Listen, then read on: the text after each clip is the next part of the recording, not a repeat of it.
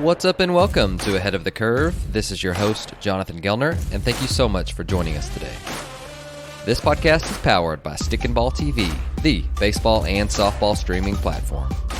If you're a coach and you're looking for a resource to help you get better, then Stick and Ball is just for you. With weekly updated videos from some of the best baseball and softball coaches in the country, it's an absolute no-brainer. Check them out at stickandball.tv or on the Stick and Ball TV mobile app. On today's show, we have on Part 2 with Point Loma head coach Justin James.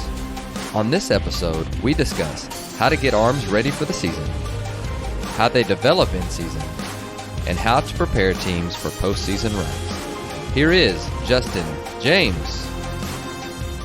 So let's talk about, when do you shift the focus from, okay, now in the off season, well, you guys are playing games and it's a lot of game-like stuff, but shifting the focus from player development, which, off season, we want to continue to get better. We want to continue to get better in season, but now we have to get better. And the test is now another opponent instead of just ourselves. And, you can go through this, yes, we compete with ourselves. Yes, we're continuing to try and develop players in season, but the game is the test. Like the test is the other team that we're trying to beat. And so when do you flip that switch? What do you guys do? And talk to us a little bit through your preseason, and we'll go from there. Okay, I don't flip the switch. Basically, I guess it's probably the easy answer is I teach it from day one. And so cool. What we do, every inter squad, what we do is we always have the scoreboard on, and I have runs in the runs column. And Brian Kane does a really good process-oriented inter squad that everyone should probably look into. But basically what I'm trying to teach is compete. And basically I put a run differential penalty. So let's say we're doing 5 burpees per run differential, or we're doing 5 jump squats. So if a team, wins 9-5, they win by 4, that's 16 burpees or 16 jump squats. And so basically what this starts to teach is it doesn't matter what the score is. You want to eliminate as many of those conditioning stuff as you possibly can by not giving up in the 9th inning and try and scratch 1 or 2 across. Obviously, that's 10 less or whatever we choose to be that. So basically what we do is we do that every single inter squad. The second column is going to be quabs. So how many total quabs do we have on the day? And then third column, in the air column, we do how many total freebies, how many walks, how many hit by pitches, how many BID reads did we give up, stolen bases. And it could be even mental errors and stuff like that.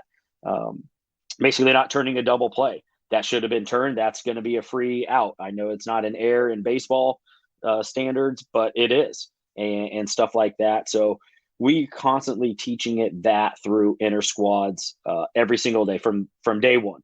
And the other thing that I like to do is I always put runners on base for our pitchers and our defense, and it works for our hitters with runners in scoring position. And I just pump up pitchers to strand as many inherited runners as you possibly can. So if let's say inter squad, I'll tell them, hey, we're starting with bases loaded today, every day, every single guy who comes into this game. And so now they got to work on one pitch at a time mentality. And now they also got to realize, hey, I'm probably going to give up a run here. And I can't freak out and give up all 3 and stuff like that. So we say every run matters, which it does. And what we got to do is we put 2 points on it in our scoring system, that every run that you do not give up are worth 2 points. So let's say you do give up a single and 2-run score, but you get an inning and you strand 1 guy, you're still at a +2, because the guys who are mentally weak or freak out, I guess, would be the other way to do it, make it bigger than it really is. They're going to give up all 3. They're going to be at a 0.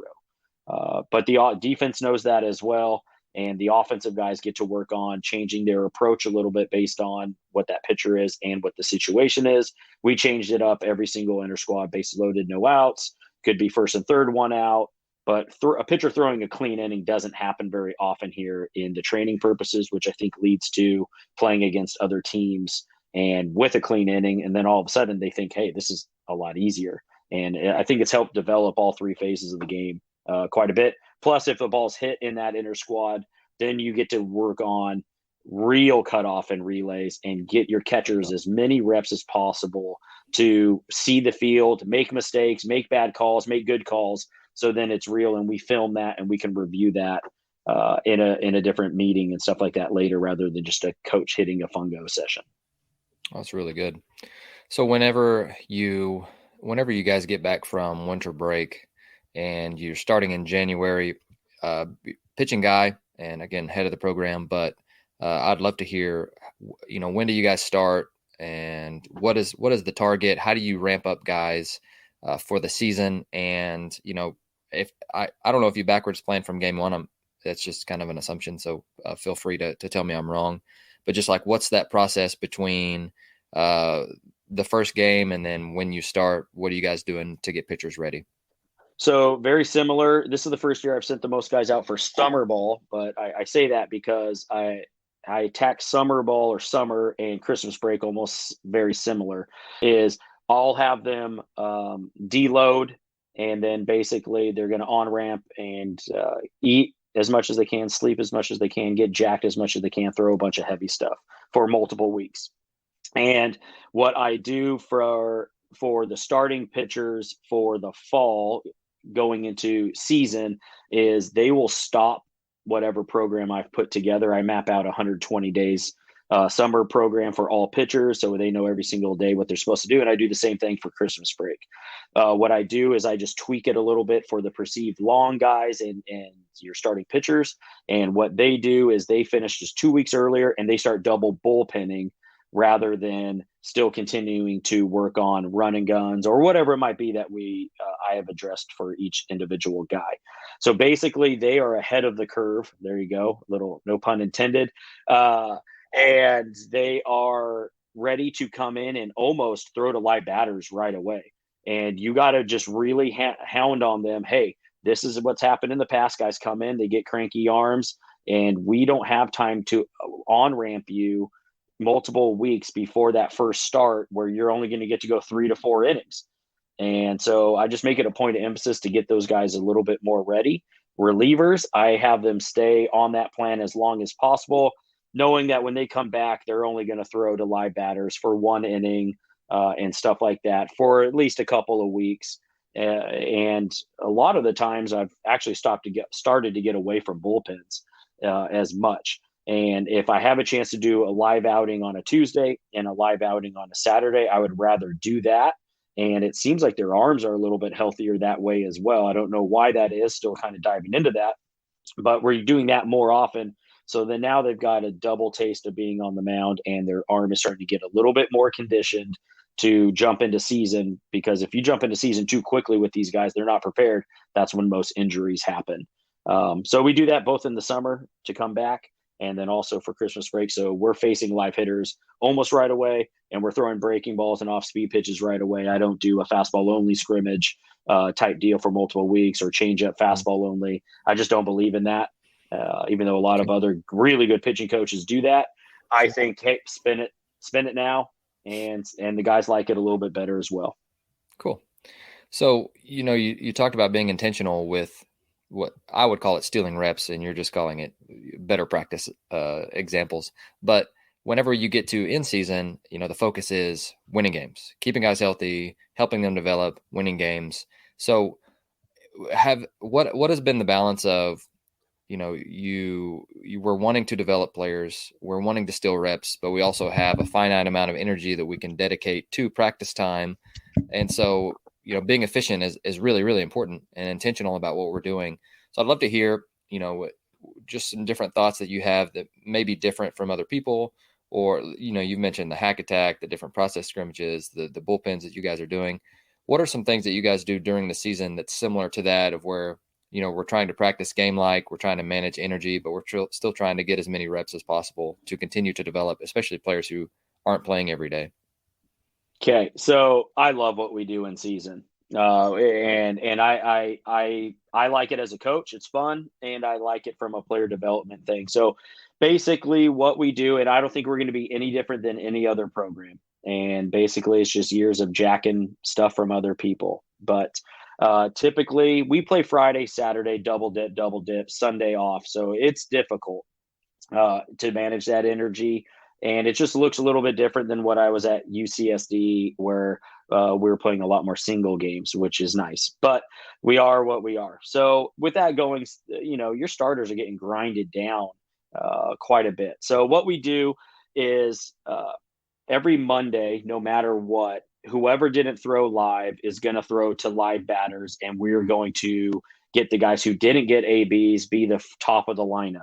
So basically, your starters will be at the bottom of the lineup. They'll get 1 or 2 at bats max, but the guys who didn't play are going to get 3 or 4. That's usually what our Monday looks like.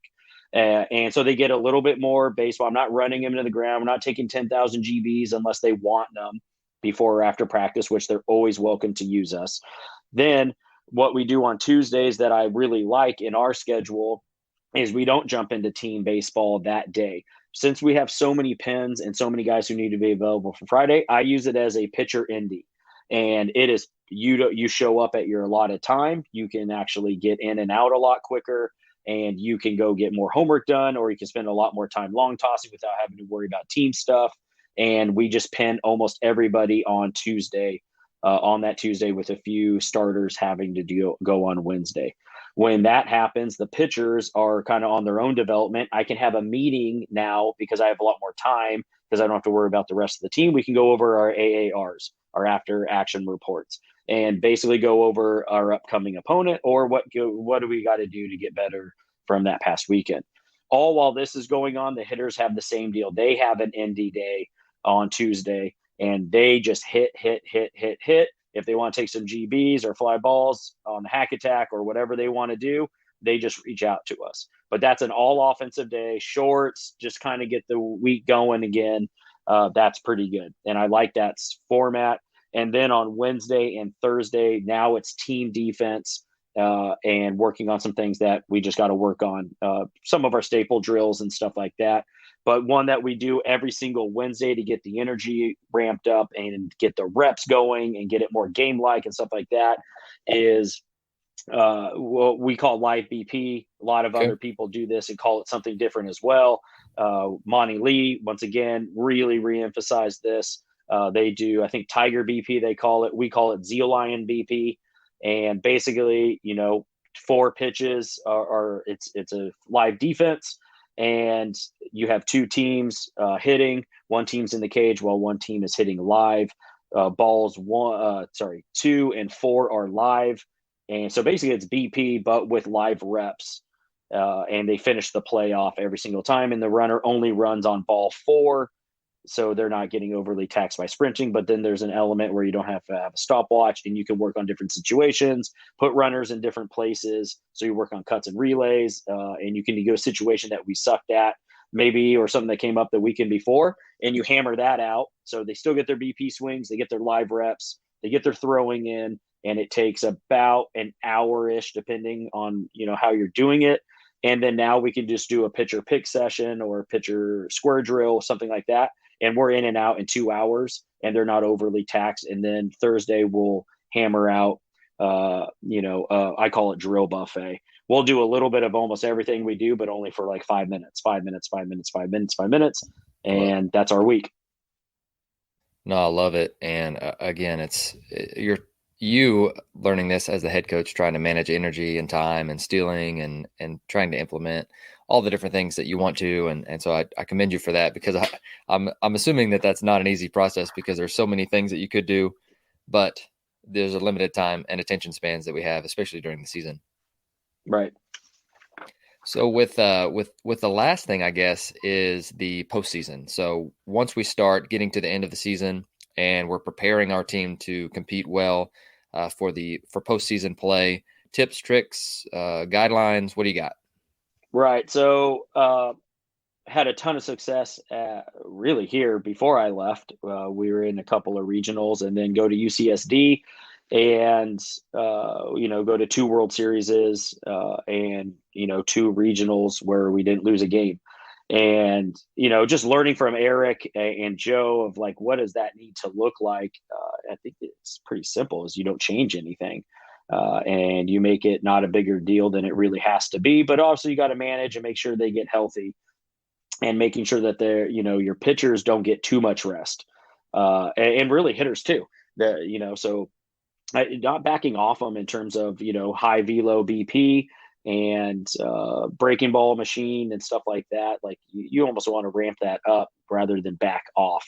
And in 2019, we're in the regional championship game, and it's my first year as the head guy, but I basically had some good experience from those other programs or head coaches, I mean, and just kind of did what they did, and didn't do anything different, which probably ended up being a good thing because of lack of experience. I didn't overthink the situation.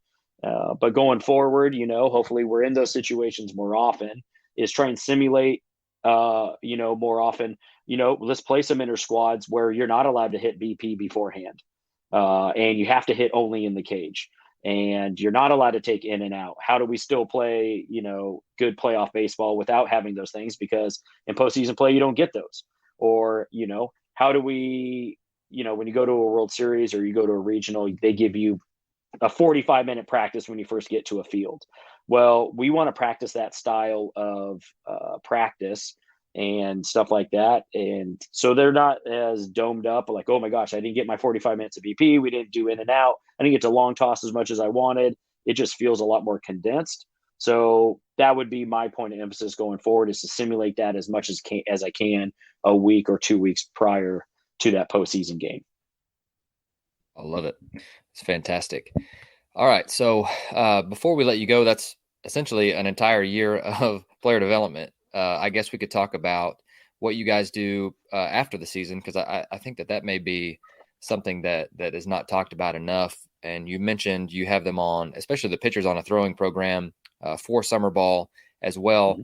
But tell us about, you talked about after action reviews. Tell us a little bit about how those are structured after the season is over. So let's say you guys go out, you have an awesome year. It ends how you want to, but the season does end for all of us at some point in time. What do you do kind of following the end of the season? What do you do with your players and coaching staffs and things like that? Right. So that's another thing this year. I feel just been better, just being a little more intentional with one-on-one conversations. And in the past, it was kind of like, end of the fall meeting, end of the season meeting. And that's kind of all it was. And that's not good enough. And I've learned that. So basically what it ends up being is depending on how that person's season's going, this and that, it's not bash on what they did wrong. It's like, hey, what do we got to do to get better? So once again, hashtag make it better, is I asked them way more questions, which it was a thing I learned or am learning right now that's super valuable. So I bought them all a book. Put a cool helmet sticker on there, make it theirs, and get their name put on it and stuff like that. And so instead of me telling them all the time what I think they need to do to get better, which I will tell them that, I have them tell me what they need to get better at. And you should see some of these answers and so much more buy-in and stuff like that. So even though I haven't done that at the end of a season yet, I'm going to do that at the end of this fall, and I'm going to do that. And we're currently doing it now, but I'm going to do that at the end of the summer as well. And just pick 3 things. Now, when they try to work on 6 different things, they're going to think it's too big of a task, and they're not going to concentrate on any of them, and they come back the same player. Right now, I'm going to have them, and we always pick 3 things right now in our mental skills book, where pick 3 things in your night routine and your AM PM routine, or getting better. What do you want to get better? So I got this from Brian Kane, start, stop, continue. And I love it. So what do you want to start doing? What do you want to stop doing? And what do you want to continue to do to become a better baseball player? So they write that out. They put it in a Google form, and that goes straight to me. And I review their answers, and I call them in, and we go over if I agree with those, or how can I facilitate that better going forward. So that might be a different summer plan. It could be a different Christmas break plan. It could be a different practice plan here in the fall. It could be what early outs look like and stuff like that. And that's the route been going now when it comes to player development for each individual guy. Man, there's so much that we've covered today, and man, I can't thank you enough for coming on. And you guys are doing some really cool stuff, and being a guy that gets to interview people every week, that I say that, and I hope that gets your stamp of approval and confidence. because I think that, Thank that you. you guys are doing some awesome stuff. But I did want to ask you one question before you go. If anyone wants to get in contact with you, just hit the link below. Your email and your Twitter account is right there. So I'm sure that you would be more than happy to converse with people. But I would love Absolutely. to know from a resources standpoint, it doesn't have to be a book. It doesn't have to be a person or a course, but just if you were going to leave this show having one opportunity to talk to the young coaches out there, the coaches wanting to grow, what one thing would you want them to dig into, to understand, and just if they're listening to you taking away one thing, what would that be? Oh man, I'm a broken record, cliche. Learn, and as much as possible. How do I do that? It might be different than everyone else. I'm really big on just trying to find some other guys going through similar things, and guys I look up to, and guys that I just think are doing a great job. So, a couple of guys, just right now that I reach out to regularly: Eric Newman at UCSD, Ed Mathy, and a lot of Justin Hare at Campbell. I really like Sean Stifler at VCU. I think he should probably be a guy you should maybe go and interview. He's doing some big things there. He's been a really good mentor, and just got to bounce off ideas back and forth with each other, because it's hard to be a pitching guy and the head guy, I think, at times, and stuff like that. So, and then go shadow other coaches. I've shadowed USD, San Diego State. I'm going to be doing some other programs coming up in a couple days. Just go watch and see what they do and take what you can. I'm a big podcast guy. I have a routine every morning where I'm going to listen to a podcast. I'm pretty spoiled here. Throw on the board shorts every single morning, and I'm going to listen to 1 hour of knowledge, whatever it might be. Could be a book, could be a podcast. So the podcast I go to, every single time you put one out, I'm on it. I'm listening to it. Every single week, I listen to Craig Rochelle's sermon. I usually do that as a church setting, though. But every time his new leadership podcast comes up, I'm on it. I listen every Monday to Andy Stanley's leadership, sermon, and then every month when he puts out his leadership one, I'm on it every single time. And one I've been liking a lot lately, and have for a while actually, is Travis Wyckoff's DNA. I just think his format of his podcast is really good. And he's had some really good speakers who have just dropped some crazy knowledge and stuff like that. So basically, just make sure I'm intentional every day, for the most part, to have 1 hour of whatever it might be. Could be a podcast, could be a book, and stuff like that. So I would just obsess with that stuff and start getting kind of what your inner circle is and who can you bounce ideas off of and stuff like that. It is invaluable. And I think it's just made me a lot better and a lot more calmer that I'm doing some things right and some things wrong more often than not. And I don't know. It's just love what you do. And I think when you learn some of these techniques, when you love what you do, and there's times where you don't because maybe you're too stressed out and you don't like the techniques that you're using. I'm a pretty good testament right now. I've never been more happy coaching this year than I have had as an assistant or even my first year and stuff like that. This is whatever some of these techniques that I've been teaching the guys have really rubbed off on me. And I think I'm a better head coach because of it. Thank you for listening to Ahead of the Curve. If you enjoyed the show, please consider leaving us a rating or review wherever you are listening. I also wanted to remind you that you can find the video portion at the AOTC channel on stickandball.tv. Have a great week.